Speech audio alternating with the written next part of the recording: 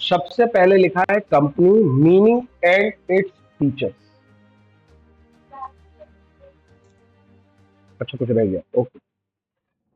Such body corporate which are incorporated by act for the time being in force. कोई वाली बात है, जो भी इनकॉर्पोरेट होगी, जो अपना क्या रखेगी, आर्टिफिशियल ईयर, उन सब पे क्या लगा देंगे हम।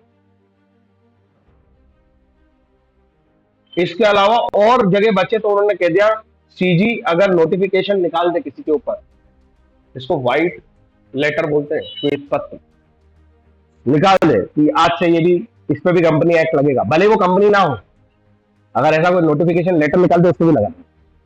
इतना बड़ा पेरिफेरी बना दिया उन्होंने। जो इस एक्ट में रजिस्टर है वो भी कंपनी, उस पर भी एक्ट लगेगा। जो इसके प्रीवियस किसी कंपनी एक्ट में रजिस्टर थी उन पर भी एक्ट लगेगा। जो 3 स्पेशल एक्ट में रजिस्टर्ड है, banking, insurance, electricity, power generation, उन पर भी एक्ट लगेगा। और कोई स्पेशल एक्ट में कोई कंपनी रजिस्टर है उस पर भी एक्ट लगेगा। और आखिर में लिख दिया ऐसी कोई बॉडी कॉर्पोरेट, चलो वो कंपनी है ही नहीं हमारे हिसाब से, पर बॉडी कॉर्पोरेट है, उसका आर्टिफिशियल एग्जिस्टेंस है। बॉडी कॉर्पोरेट मतलब एक ऐसा इंसान जो आर्टिफिशियल है कंपनी के फॉर्म में, उस पर भी एक्ट लगेगा। और इसके अलावा और बचता हो तो बोले सेंट्रल गवर्नमेंट नोटिफिकेशन निकाल के किसी पे भी एक्ट लगा सकती है। अब देखो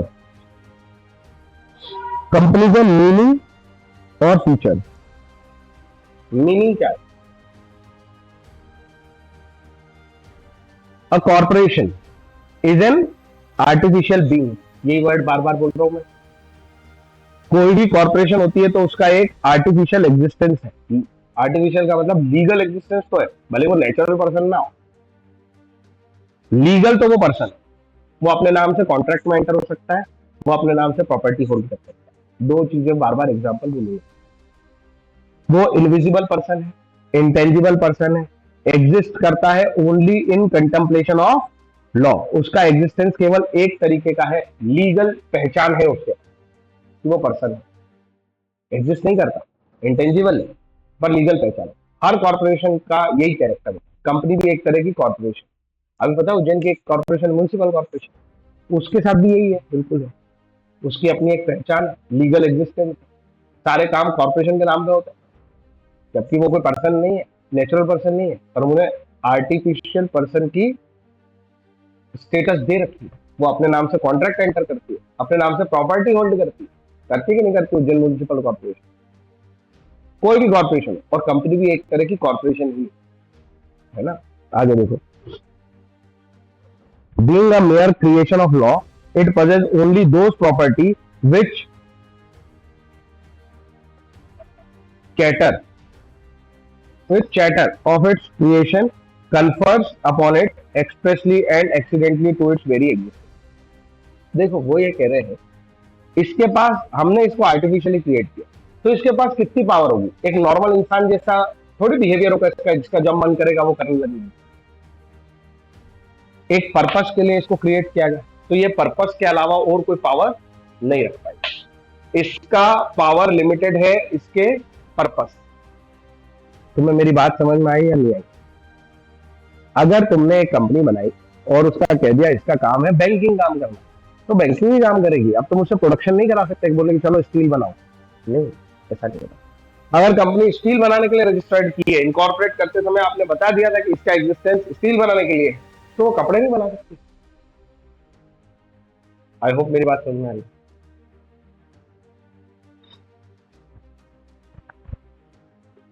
इस पर अभी बहुत डिटेल में चर्चा होनी बाकी है।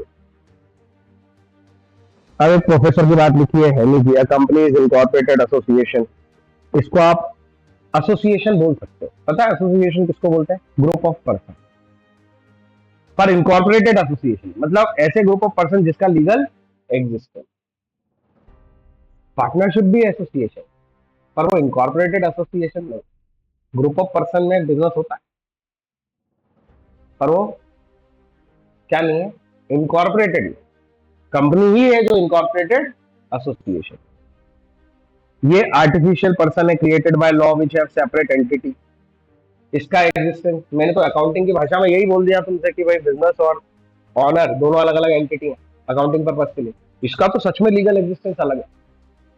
प्रोप्राइटरशिप और बिजनेस एक ही बात होती है अगर लायबिलिटी की बात की जाए तो। अगर मैं किसी प्रोप्राइटरशिप का ऑनर हूँ और उस प्रोप्राइटरशिप के ऊपर कोई लीगल केस हुआ, मतलब मेरे पे हुआ, उसका कोई लीगल एग्जिस्टेंस है ही नहीं। वो तो अकाउंटिंग पर्पस के लिए अपन ले आते हैं। लेकिन कंपनी पे, मैं रिलायंस लिमिटेड का शेयर होल्डर हूँ, अभी रिलायंस लिमिटेड पे केस होना है तो मेरा नाम की कोई जरूरत नहीं है उसमें। मेरे पे केस नहीं हो रहा है, अंबानी पे भी नहीं हो रहा है, वो रिलायंस लिमिटेड पे ही हो रहा है, क्योंकि वो लीगली एक आर्टिफिशियल पर्सन है। अंतर समझ में आया या नहीं आया? तो सेपरेट एंटिटी का जो कंसेप्ट है वो इसीलिए इंपॉर्टेंट है, क्योंकि इतने बड़े रिसोर्स लगते हैं कंपनी को बनाने में, चलाने में। कोई अकेला बंदा उस रिसोर्स की बोझ नहीं उठा सकता था, इसलिए ऐसा फॉर्म बनाया बिजनेस का जिसमें लायबिलिटी लिमिटेड कर दी जाए और एंटिटी और उसको मैनेज करने वाले लोगों को अलग अलग कंसिडर किया जाए।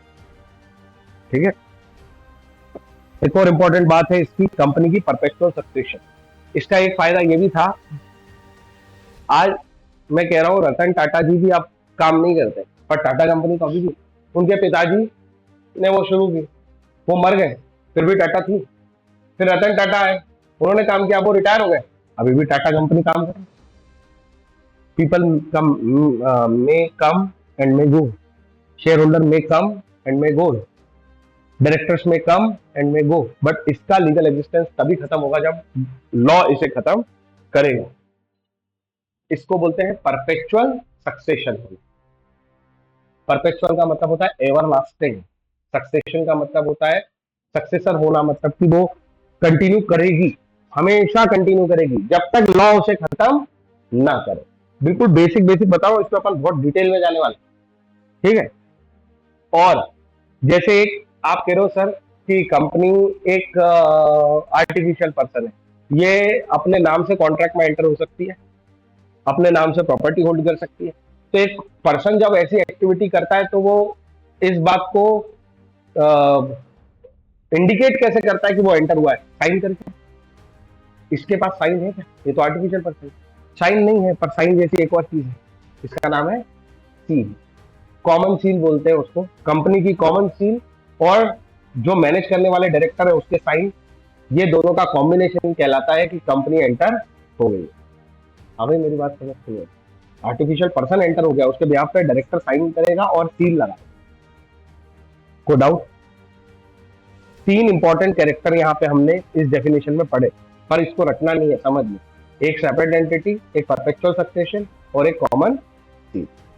This definition sum of the meaning as well as features of the company. आगे हम उसी पे जाने वाले हैं।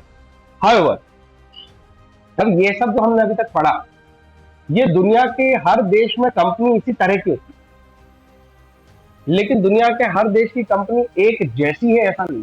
क्यों? दुनिया के हर देश में अपना एक्ट बना है, उस एक्ट के अनुसार कंपनी बने। हमने अपना एक्ट बनाया, कंपनी एक्ट 2013, इसलिए हमारा एक्ट डिफाइन करता है कंपनी को, एक्ट डिफाइन करता है कंपनी। और जब कोई चीज एक्ट में डिफाइन हो तो हम उस पर जनरल मीनिंग नहीं ले सकते। जनरल मीनिंग, कॉमन सेंस की गुंजाइश वहीं तक है जब तक एक्ट डिफाइन ना। पर ये कॉमन सेंस बिजनेस स्टडीज में भी है, 11th क्लास के चैप्टर नंबर 2, ये सब हमने तब भी पढ़ा। The term company bit differently, section 220, वो उसने कहा है हमारे एक्ट में अलग तरीके से डिफाइन किया है, डिफरेंटली डिफाइन किया है। कैसे डिफाइन किया सर? सेक्शन 220, सारी डेफिनेशन के सेक्शन, इंडिया में कन्वेंशन है कि एक्ट के सारी डेफिनेशन सेक्शन 2 में लिखी जाती है। 1 में शॉर्ट टाइटल, कमेंसमेंट और एप्लीकेबिलिटी, 2 में डेफिनेशन, 3 से एक्ट अलग एंगल पे शुरू होता है। ठीक है, तो इसके सेक्शन 2 में क्या लिखा है? Company act define as the company. कैसे डिफाइन हुआ है? देखो, कंपनी मीन्स, जब भी किसी डेफिनेशन में मीन्स हो मतलब एग्जैक्टली यही है, इसके अलावा तुम्हारे पास गुंजाइश नहीं है किसी और को कंपनी बोलने की या ना बोलने की। कंपनी मीन्स करके डिफाइन हो रही है मतलब एग्जैक्ट फॉलो करो, company incorporated under this act or under any other previous law. 21वीं डेफिनेशन है, क्या लिखा है आगे? As we shall progress under the chapter, the meaning of the term company will understood by the student। और धीरे धीरे सीख जाएंगे, लेकिन बेसिक डेफिनेशन इतनी छोटी सी है। Company as per companies act, as per companies act 2013 section 220, company mean company registered under this act और एनी अदर प्रीवियस एक्ट। बात खत्म। कोई दिक्कत? यही मीनिंग है इस एक्ट का। कंपनी लॉ का मीनिंग थोड़ा बड़ा, वो सारी बॉडी कॉर्पोरेट को कंपनी में कवर कर देती। समझ में आ रही बात? फीचर्स ऑफ कंपनी, चारों फीचर बहुत सिंपल है। देखो, सेपरेट एंटिटी मतलब इसके मेंबर कौन, इसके ऑनर कौन कहलाते हैं? मेंबर्स, कंपनी के मेंबर्स, शेयर होल्डर जिनको तुम बोलते हो वो मेंबर होते हैं। ठीक है, तो इसका एग्जिस्टेंस सेपरेट है इसके मेंबर्स से। मेंबर पे केस हो रहा है तो कंपनी पे केस हो गया ऐसा नहीं, कंपनी पे केस हो गया तो मेंबर पे केस हो जाएगा ऐसा नहीं, कोई जिम्मेदारी मेंबर की है तो कंपनी की ऐसा नहीं। They both are separate things. दूसरा, परपेचुअल सक्सेशन, मेंबर बदलते रहे, है ना, कोई शेयर होल्डर बन जाता है, कभी कोई हट जाता है, कभी कोई मर जाता है, नया आ जाता है। इसका सक्सेशन कैसा रहेगा? परपेचुअल। परपेचुअल वर्ड क्या दिखाता है? एवरलास्टिंग। लिमिटेड लायबिलिटी, जो भी मेंबर है, जैसे मैं किसी कंपनी में शेयर होल्डर हूं, मैंने उसकी 20,000 रुपए की शेयर कैपिटल सब्सक्राइब कर रखी, 20,000 रुपए की, मेरे से कंपनी 20,000 रुपए से ज्यादा नहीं मांग सकती, भले ही उसके ऊपर कुछ भी लायबिलिटी आ जाए। मेरी लायबिलिटी फॉर कंपनी लिमिटेड है अप टू ₹20,000, दैट्स इट। इसको बोलते हैं लिमिटेड। यही मैं सोल प्रोप्राइटर हूं और मेरी एक कोचिंग क्लास है, इस पे अगर लायबिलिटी आए तो सारी मेरी जेब से देंगे। पर्सनली लायबल हूं और अनलिमिटेड लायबल हूं। यहां पे मेरी लायबिलिटी केवल कितनी है? लिमिटेड। कितनी? जितने अमाउंट की शेयर कैपिटल मैंने सब्सक्राइब किए वो पैसे मैंने दे दिए। अगर मैं दे चुका हूं तो आगे तो मेरे से कुछ मांगा भी नहीं जा सकता। ठीक है। Artificial judicial person, company artificial person है लेकिन इसको एक्ट करने के लिए क्या चाहिए? ह्यूमंस। ऑब्वियसली, ब्रेन कहां से आएगा कंपनी चलाने का? तो ह्यूमंस की जरूरत तो है, पर ये आर्टिफिशियल पर्सन। अरे हाँ, आर्टिफिशियल है तभी तो ये परपेचुअल सक्सेशन कर रही है, ह्यूमन होती तो, है ना। Company can contract sue and sued in is own name, यही मैं तुम्हें बार बार बता, वो अपने नाम से एंटर कर सकती है कॉन्ट्रैक्ट में, इसके नाम पे सूट फाइल हो सकता है, ये अपने नाम पे प्रॉपर्टी होल्ड कर सकती है। एक एक पॉइंट डिटेल में पढ़ना है। ठीक है, तो एक बार और इसको रिवीजन जैसा पढ़ लेंगे। ठीक है, यहाँ पे मैं